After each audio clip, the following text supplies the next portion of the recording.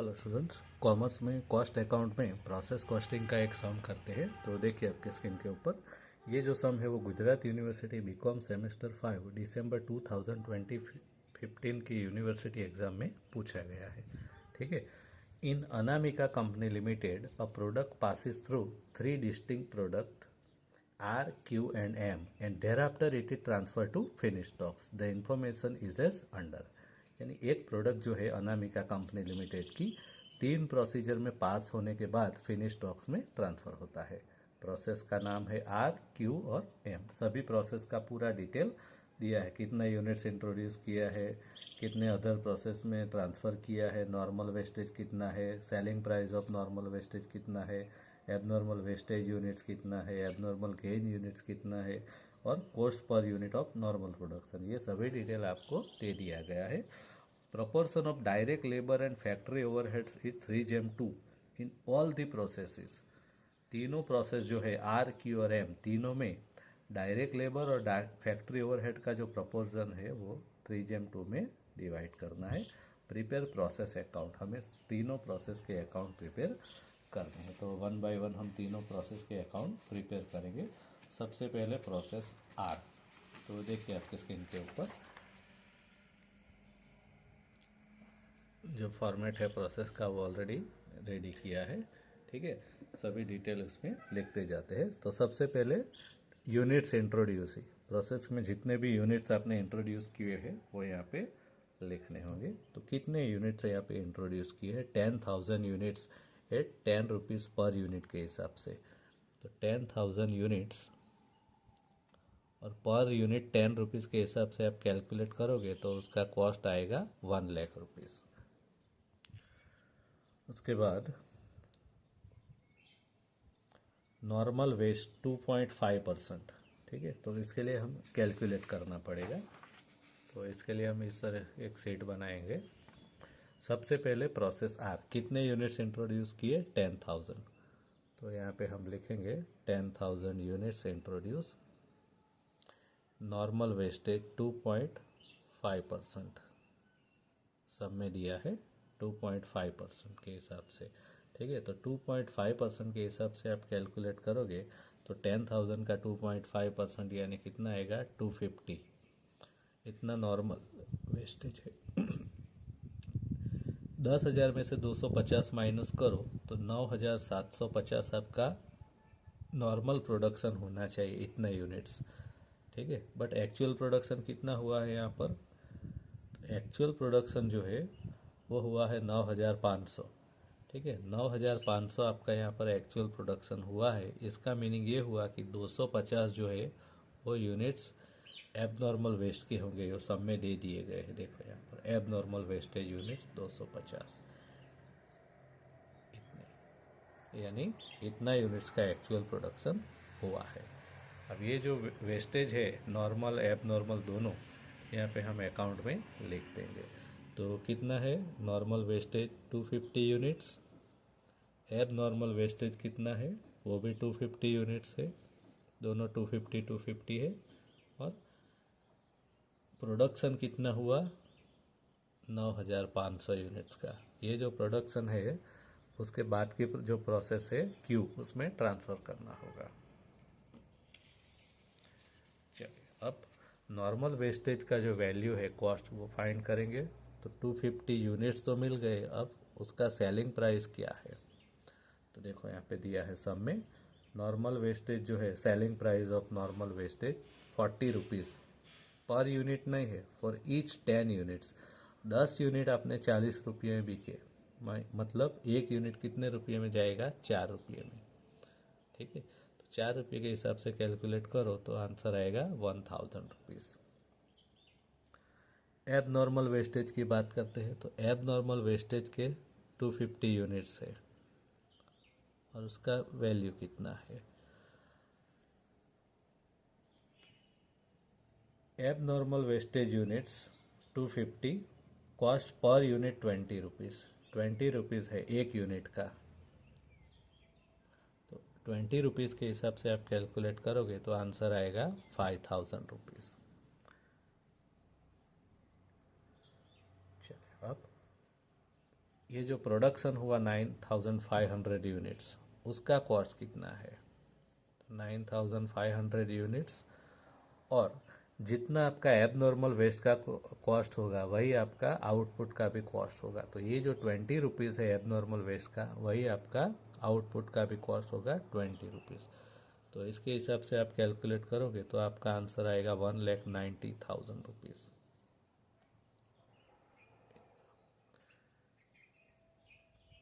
चलिए अब account close करते हैं, टोटल करते हैं। क्रेडिट साइड का टोटल 1,96,000 आ रहा है आपका। अब यहाँ पर डेबिट साइड में यहाँ पर दो एंट्रीज अभी बाकी है, डायरेक्ट लेबर और फैक्ट्री ओवरहेड। तो इसके लिए हमें डिफरेंस कितना आ रहा है वो कैलकुलेट करना पड़ेगा।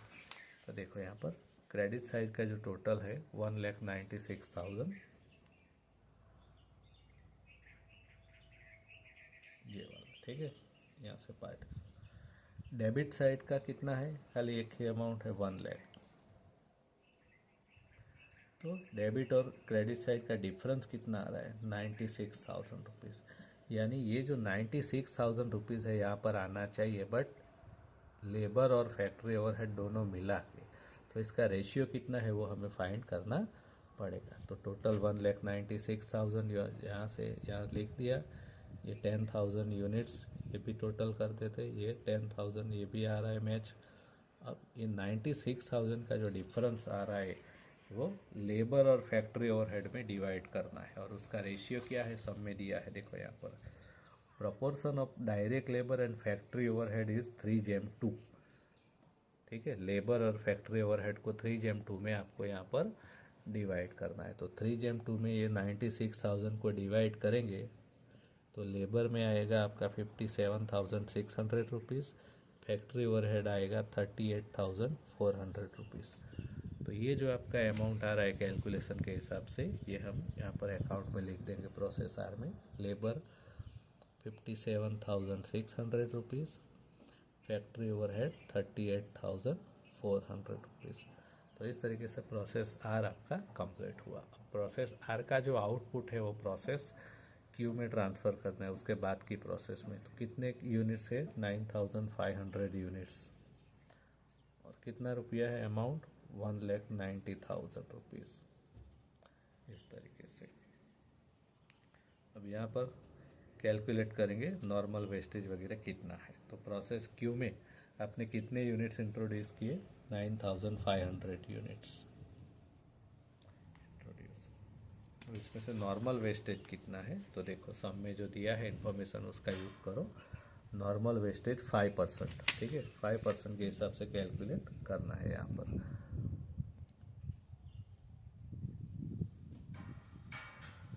तो इसके 5% आप करोगे तो आंसर आएगा 475 यूनिट्स। माइनस करोगे इसका तो 9,025 यूनिट्स आपका नॉर्मल प्रोडक्शन होना चाहिए। अब यहाँ पर सब में आपको यहाँ पर एबनॉर्मल गेन वेस्टेज भी नहीं दिया है, गेन भी नहीं दिया है, कुछ दिया नहीं है। यानी यहाँ पर एबनॉर्मल गेन भी नहीं है, वेस्टेज भी नहीं है, जीरो, कुछ भी है नहीं। यानी आपका एक्चुअल प्रोडक्शन भी इतना ही है, 9,025 यूनिट्स एक्चुअल प्रोडक्शन। तो ये जो डिटेल है सब में प्रोसेस अकाउंट में लिख देंगे। नॉर्मल वेस्टेज 475, ठीक है। इसका सेलिंग प्राइस क्या है? देखो selling price of normal wastage 120 रुपये फॉर ईच 10 यूनिट्स। 120 रुपीज़ जो है वो पर 10 यूनिट्स का है। पर यूनिट का कितना? तो 120 को 10 से डिवाइड करो तो पर यूनिट आपको मिलेगा 12 रुपये। तो 12 रुपये के हिसाब से कैलकुलेट करो, 475 यूनिट्स इंटू 12 रुपीज़, तो 5,700 रुपीज़ आएगा आपका आंसर। चलिए अब यूनिट्स आपने इंट्रोड्यूस किए 9,500 एबनॉर्मल गेन भी नहीं है, एबनॉर्मल लॉस भी नहीं है। तो बाकी जो बचा वो आपका प्रोडक्शन हो गया 9,250 9,025 यूनिट्स। इसका कॉस्ट कितना, तो 9025 यूनिट्स। देखो यहाँ पे दिया है cost per unit of normal production 32 rupees. 32 rupees के हिसाब से इसका कॉस्ट कैलकुलेट किया जाएगा। तो 32 रुपीज़ के हिसाब से कैलकुलेट करो तो आपका आंसर आ रहा है 2,88,800 रुपीज़। इस तरीके से।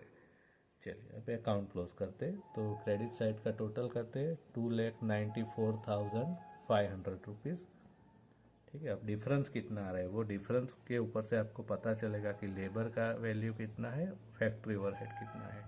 तो डिफरेंस करने के लिए हम क्या करेंगे, जैसा प्रोसेस आर में किया था वैसा ही कैलकुलेशन प्रोसेस क्यू के लिए करेंगे।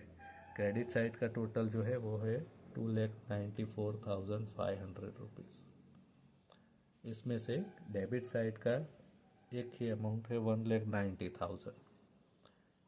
ये आप माइनस कर दो तो आपको डिफरेंस का अमाउंट मिल जाएगा 1,04,500 रुपीज़।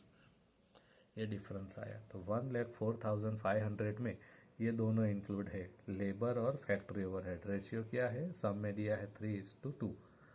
तो इसके हिसाब से अगर आप कैलकुलेट करोगे तो आंसर आएगा 62,700 रुपीज़। और ओवरहेड जो फैक्ट्री ओवरहेड है वो 41,800 रुपीज़।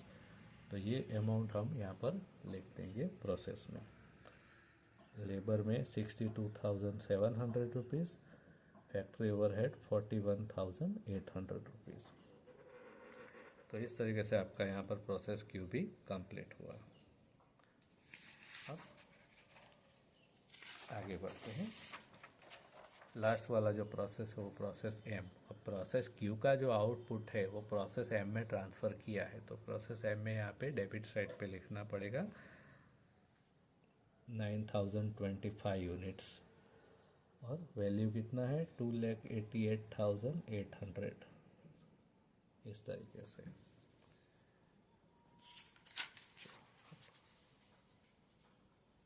प्रोसेस एम कंप्लीट करते हैं। तो प्रोसेस एम का जो भी डिटेल दिया है वो लिख देते हैं। तो इसके लिए कैलकुलेट करना पड़ेगा नॉर्मल वेस्टेज वगैरह का। तो कितने यूनिट्स आपने इंट्रोड्यूस किए, 9,025। तो यहाँ पे लिखेंगे प्रोसेस एम में यूनिट्स इंट्रोड्यूस 9,025 यूनिट, ये वाला। ठीक है, अब इसमें नॉर्मल वेस्टेज कितना है तो देखो सब में दिया है नॉर्मल वेस्टेज 8%। तो 8% के हिसाब से यहाँ पर कैलकुलेट करना होगा। 8% के हिसाब से कैलकुलेट करोगे तो आपका आंसर आएगा 722 यूनिट। ठीक है, इस तरीके से। ये इसमें से माइनस करेंगे तो नॉर्मल प्रोडक्शन मिलेगा 8,303 यूनिट्स। नॉर्मल प्रोडक्शन, इतना नॉर्मल प्रोडक्शन होना चाहिए। बट यहाँ पर एबनॉर्मल गेन हुआ है, यानी नॉर्मल प्रोडक्शन से प्रोडक्शन ज़्यादा हुआ है तभी गेन यूज़ किया है। ठीक है वर्ड।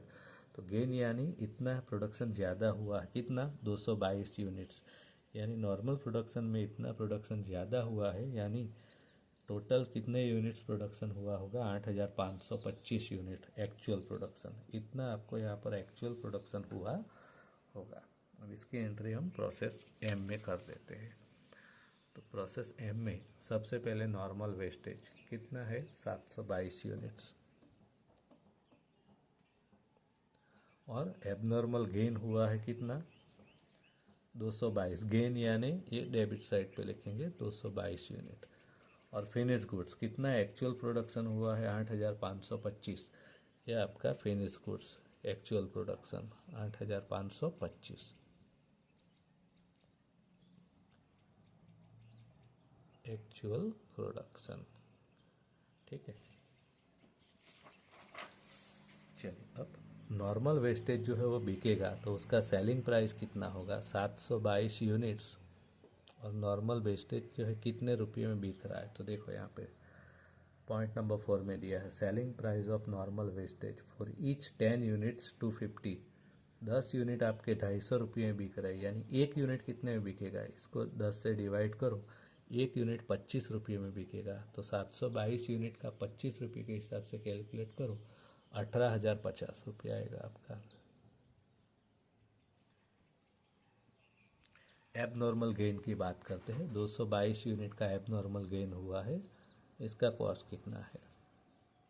तो सम में दिया होगा, देखो abnormal gain units 222 units, cost per unit 40 rupees, एक यूनिट का 40 रुपये के हिसाब से। तो 40 रुपये के हिसाब से करो तो 222 यूनिट का आंसर आएगा 8,880 रुपये। अब फिनिश गुड्स की बात करते हैं तो 8,525 यूनिट्स आपके टोटल रेडी है और उसका रेट कितना है। तो जितना अब एबनॉर्मल गेन का है वही, तो एबनॉर्मल गेन का कितना कॉस्ट है 40 रुपये, ठीक है, प्रोसेस एम में। तो एबनॉर्मल गेन का जो लिया वही आपको प्रोडक्ट जो आपकी लास्ट में आउटपुट है फिनिश उसका भी लेना है। तो 40 रुपये के हिसाब से करोगे तो 3,41,000 आपका आंसर आएगा। चलिए अब सभी एंट्रीज हमने कर लिया, अब इसका टोटल करते हैं। तो यूनिट्स का टोटल 9247, यहाँ पर भी क्रेडिट साइड में भी 9247 आएगा। अमाउंट की बात करते हैं तो क्रेडिट साइड का टोटल 3,59,050 रुपीज़। अब यहाँ पे डेबिट साइड पे दो एंट्रीज बची है, लेबर और फैक्ट्री ओवरहेड। तो डिफरेंस कैलकुलेट करना पड़ेगा कि कितना डिफरेंस है। तो जिस तरीके से आगे के प्रोसीजर में किया वैसे ही इसमें भी करेंगे। टोटल क्रेडिट साइड का टोटल कितना है 3,59,050 रुपीज़। इसमें से डेबिट साइड का टोटल कितना है, ये दोनों का जो टोटल है वो माइनस करेंगे। तो डेबिट साइड का जो टोटल है आपका वो आ रहा है 2,97,680 रुपीज़। अब डिफरेंस क्रेडिट साइड के टोटल में से डेबिट साइड का टोटल माइनस करो तो डिफरेंस आ रहा है आपका 61,370 रुपीज़। इसमें से लेबर और फैक्ट्री ओवरहेड दोनों फाइंड करना है, जिसका रेशियो किया है 3:2। तो लेबर का जो अमाउंट आ रहा है 36,822 रुपीज़ और फैक्ट्री ओवरहेड का जो अमाउंट आ रहा है 24,548 रुपीज़। तो ये दोनों अमाउंट हमें यहाँ पर प्रोसेस एम में लिखना है, 36,822 और फैक्ट्री ओवरहेड में लिखेंगे 24,548 रुपये, ठीक है। तो इस तरीके से सभी एंट्रीज हमने कर लिया। एक बार वापस देख लेते हैं सभी अकाउंट में। सबसे पहले प्रोसेस आर अकाउंट प्रिपेयर किया, उसके बाद प्रोसेस क्यू अकाउंट प्रिपेयर किया, इसके बाद प्रोसेस एम अकाउंट प्रिपेयर किया और ये जो अभी जो है हमारे कैलकुलेशन प्रोसेस आर के लिए, प्रोसेस क्यू के लिए और प्रोसेस एम के लिए। तो ये सब यहाँ पर कंप्लीट होता है। Thank you.